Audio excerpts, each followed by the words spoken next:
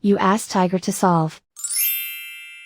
This deals with linear equations with one unknown. The final result is A equals 27. Let's solve it step by step. Group all constants on the right side of the equation.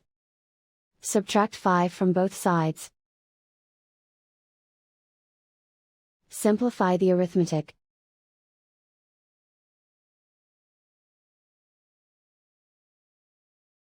Isolate the A. Multiply both sides by 3. Group like terms. Multiply the coefficients. Simplify the fraction.